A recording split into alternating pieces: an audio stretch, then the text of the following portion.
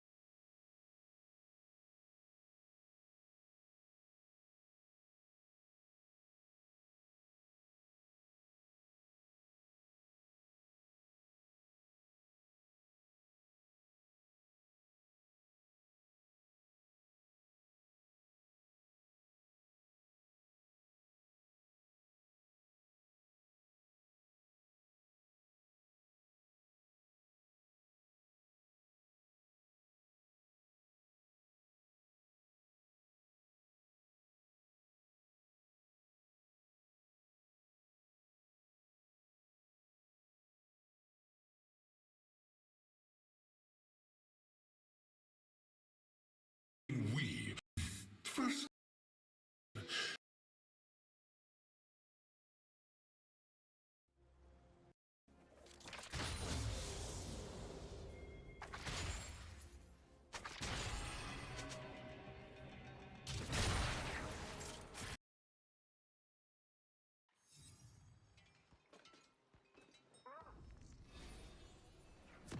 I will bring them an opera of death.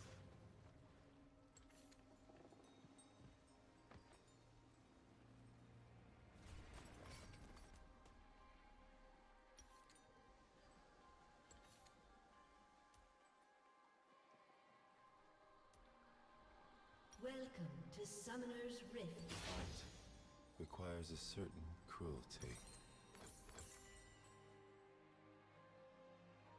30 seconds until minions spawn.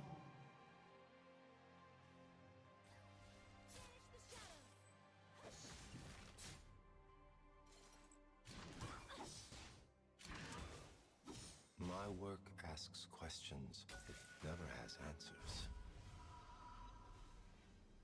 Makamu. Ia Whita Matalasi stunned the nation.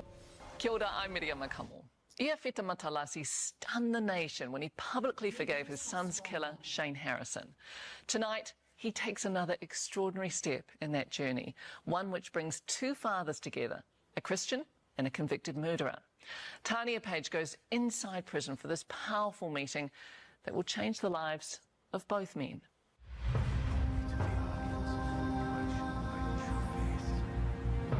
How can time heal? It's not right to bury your child. These two men from different worlds. I wanted to look like them. Rough, rugged, bad. It's a whole different world within these walls. This is their story of murder, revenge, All I wanted was get this man that hurt my baby. and a meeting years in the making. Yafeta Matalasi is a doting grandfather. Good boy. All my life is wrapped around them. See if you can get up to where your brother is. The younger one, he's got his dad's determination. Nice. Very nice. The older one has got his dad's brains and maths. Good boys. Well done. The missing link, their dad, Seal. And he knew that he can play me. He knew that. he liked playing rugby. His love was NFL. Sporty, cheeky, independent. He contacted me on my grandson's birthday. And he said to me, Dad, come over. August 22nd, 2013. Next thing I know, the cops were at my door. Two mongrel mob members, Shane Harrison and Dylan Pakai, pulled up at these Wellington flats armed with a sawn-off rifle. And they were coming for a fight. How did Seal get involved? When he saw one of his friends being dealt to, he jumped in. Joining a big brawl. It was Shane who ordered Pakai to shoot. They were spraying bullets all over the place. Then shooting Seal at close range. Seal didn't make it to the hospital. He was actually the one that called the ambulance. And, yeah, he was, he knew he was going to die. He knew. 7 years later, this is the first time Yafeta has gotten this close to the spot Seal was killed. I didn't go there when he needed me. I wouldn't want to go there. Yafeta came face to face with Seal's killers in court. Right, please, Your Honour. Counsel Smith and Mr Tennant for Mr Pakai. What were you thinking? Do to him what he did to my son. And I'll do it with bare hands. Through the trial, his anger burned. Ecstasy of opening. I just see Reed. I just saw Reed. How intense were those feelings? Very, very intense. I saw Shane's son at the court. I thought, why do you have the right to have a father? And why does that guy have a right to have a son?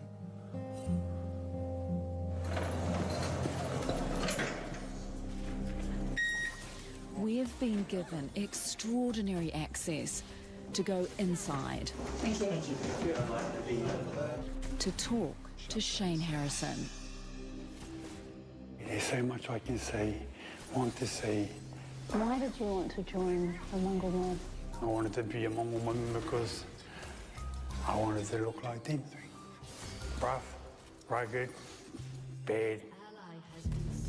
Aged 50 now, but at 16, he was looking to fill a gap in his life. And it was like a brotherhood, a friendship deeper than mum and dad's love. It's sad to see. But there's an old saying, hey, you do the crime, you do the time. Hey.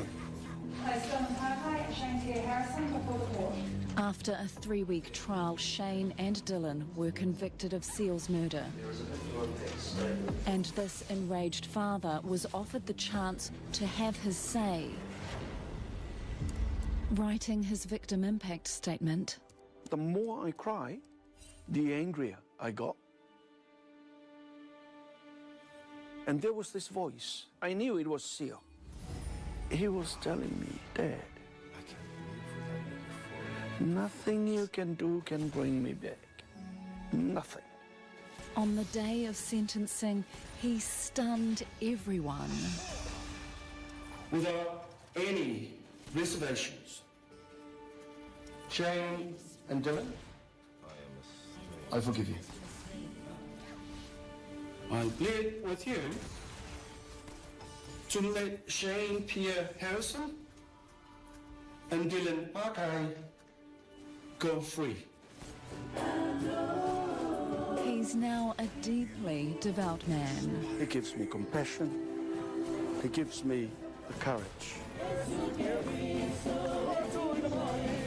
Life can throw us any challenge, and the harder the challenge, the stronger we get. He's composed a song for Seal. We are sinners, thou art our chain breaker. This means a lot to you, doesn't it? It does. It does. This is my life now, and this is what has saved me. They received Yafeta's forgiveness, but freedom was never an option. At sentencing, Dylan got 12 years and Shane, who'd already done time for a violent manslaughter, got 13. Morning. Yeah, Since the trial, Yafeta's wanted to meet them. I just want to know what makes them tick as men. Why they have to be in a gang to be able to be a man. How you want to go and to meet Mr. Harrison? I want to face him and tell him what I think.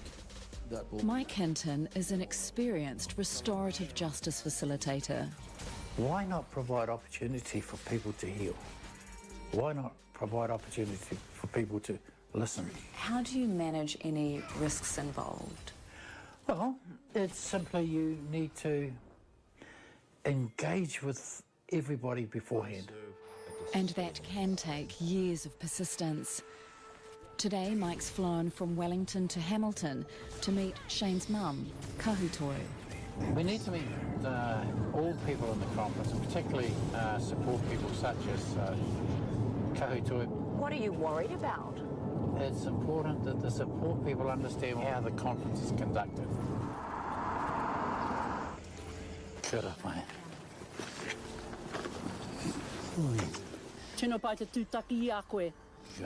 Nice to meet you in person. Come, let's have a seat, eh? All right. That's all right. My role as the facilitator is to ensure that we speak in a respectful manner. Yes. What happened to him? When did he go down a different path? I believe in 85, when our baby died, Yeah. things changed drastically. So Shane would have been 15? 15 going, he was 14. Yeah, I struggled with taking care of my children at that time. Yes, that was way back. I didn't even see it coming. One day he was home, and the next thing he was telling me he's... And the gangs, that was really hard. Really, really hard coping with that. That family history will help Mike, who heads to Hawke's Bay Prison. Is Shane ready to face Yafeta? I have a deep nervousness. Yeah, And I don't want to scare easy, but this is quite scary for me too. And I think it could be challenging. What we're not going to do, there's no need to relitigate everything. It's finished. Yeah. And all I can do is just be honest from my heart and respectful. Keep the respect. Yeah. Shane is in the high security unit at this time. We're allowed in all the way to his cell. This is an impressive wall, though. There's lots of important on the top there, out there. This is where I'm sending my front line and John Moody. It's become really important to you. It's always been. It's always been. It's just when I changed the Mongo mob, I lost in touch with my piko, my te reo mob. He's been reconnecting, reflecting on his crimes. When Mr. Matalasi forgave you, what did you think of that? Honestly, I couldn't believe it. Actually, I didn't know how to think or how to feel. Wanting to meet Mr. Matalasi. And all I knew within myself that I had to. Man to man, it doesn't matter how he puts up this face and all his tattoos. He's hiding. The real Shane Harrison is hiding behind the bravado. Go! Come in! Good! Yeah, go! Yafeta Matalasi's escape Ben, did you feel that? is sport. When Sio died, it felt really sad. But then I thought, no, get up. So I went and coached rugby. Nice. Good work, boys. Helping them out. It makes me feel good. Same thing backwards. We go. He was a Wellington High School teacher. But after Seal was shot dead, he just couldn't work anymore. I'm still taking antidepressants. I've heard a lot of people say, time will heal. How? How can time heal? Time may not heal all wounds. I think I'll use a 9. But on the eve of his long-awaited meeting with one of the men convicted of his son's killing, Shane Harrison, it has brought perspective. It still hurts. Yeah. But for me, I now see a pathway through my grandsons. And an unexpected closeness with the man organising the Hui, restorative justice facilitator Mike Hinton. I'd never hit a 9 off here. It's not just what we do for a paycheck. It's much more than that. Had a chat with Shane. All right. I'm quite happy that he's in a good space to do the conference. Speak slowly, calmly, because everything you say, Shane, his mum, you know, they need time to process it. Yeah. Now both men are ready for a meeting years in the making. Finally, this is the day. Haere maira, haere maira. No matter to my lang, ia pa ia lava lo swa. Ia o mai lo malo, ia fai lo finangalo ni lo langi, ia pe na fai lang.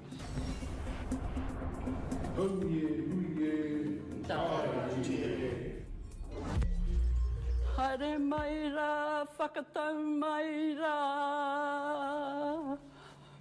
Whakatau maira.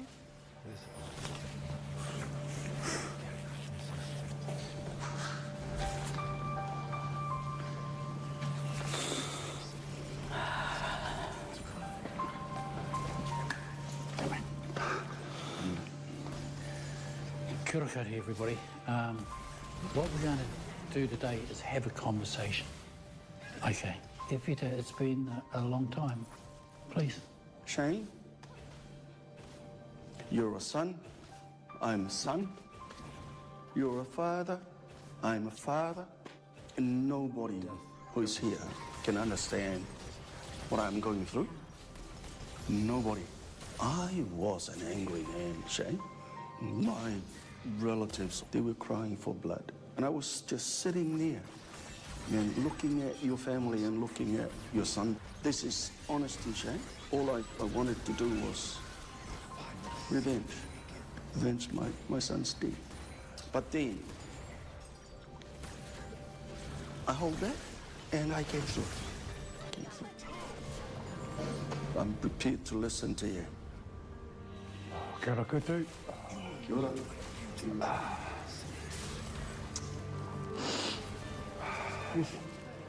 Yeah, Whita, there's so much things I would like to say, express, but there's things that apologies, sorries, can never bring back your son. I know. Bring back the peace that you're missing in your family's life now and your grandchildren. But from the bottom of my heart, I'm so thankful. Thank you. I'm so thankful. Thank you. From the whole of my heart, I'm so thankful for this blessing. I believe you. I've been one to not apologise, say sorry, because it was weak. But I'm saying sorry for what has happened to you and your family, Peter. That's the most important thing. The atmosphere is highly charged, Just explain how you got to write that victim impact statement. in which he forgave his son's killers. Seal being Seal, I heard him. I actually heard him. I'm gone. I've got sons. You've got to look after my son. What I said on that day stays. I was shocked and I just couldn't believe a father would do that. Because at the time then I wouldn't have been able to. It's happened, brother. It's happened. Yeah. I would want you to. Good. I would want revenge too. Yeah, it's good. It's good. For Shane's mum, Kahutoi, it's overwhelming. I was just really, really heartbroken when I heard what had happened. And I was angry with my son. Angry with the Mangumo. The forgiveness that you've given fills my heart too. Yeah, thank you. Thank you. Saneti is Yafeta's pastor. I take my head off for what he was doing. It was blowing me away. At the same time, Shane, your journey's been really full of different challenges that you've accepted. Because I was the older sibling, I was given a role, a narrow role to be mum and dad. And I started rebelling against him, which led me into a life of mischievousness, anti-social, anti-authority, because I liked the violence that the Mongol mob was all about. I'm not only apologising to you, to your family and saying sorry, but to a lot of many other people that I've done wrong to. Ka pai Mozo. Ka pai, thank you. They talk for over an hour and a half about the past and the future. If you ask me now, I would like to see him out now. As much as you would like me out, I'm not ready to get out. I need to do all this, what I'm doing. I need to go through this this journey, what I'm doing now, and this change is a must. Once you're out, you're going to come to church with me. Oh, that could be a big challenge for me. It needs to be mana enhancing. We're people, we're humans, we're not just a name on a page and a summary of facts. If we're going to heal ourselves as a society, it's more than just the offender must be locked up and thrown away in the key. Restorative justice provides that opportunity to change. Before returning to his cell, a few precious moments. I've got some gifts for you, Yofeta, for you and your family. I made this all myself. Well, thank you. From my heart. And once again, I'm so sorry, Yofeta. So how did that go for you? That was real. That was absolutely For me, mind-blowing. For me, it was quite overwhelming. What kind of life do you want? A better and more respectful and honest living with my children, my family, and hopefully I can persuade them and not go down the path that I've set. Yeah. Shane's still got work to do. For Yafeta, it's all been worth it. How will you walk out of here? I'm a happy man now. Very happy.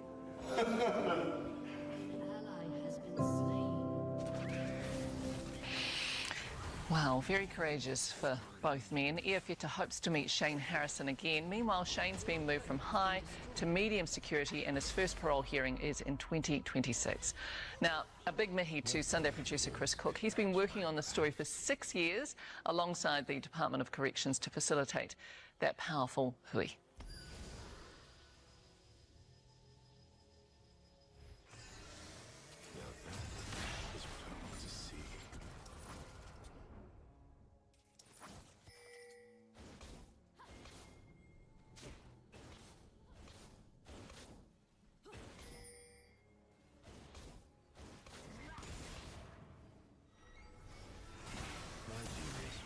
Understood eventually.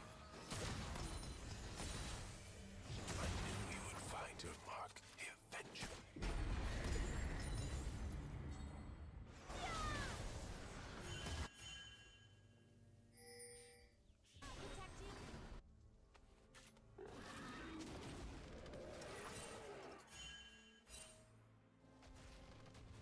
Art should terrify.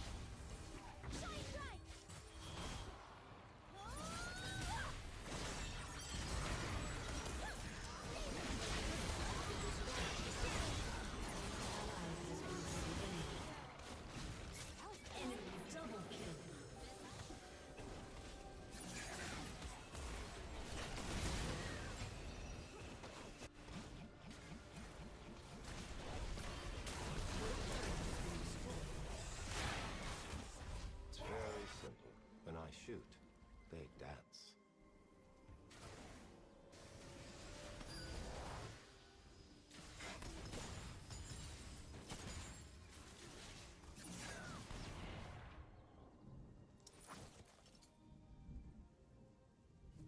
There is nothing for me. Your turret has been destroyed.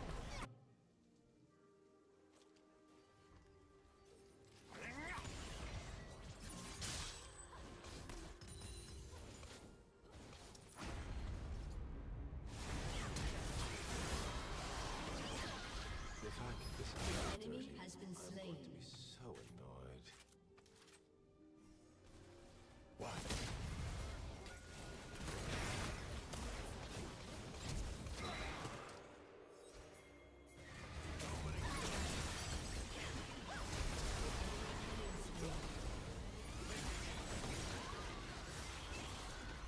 Enemy double kill. Enemy triple kill.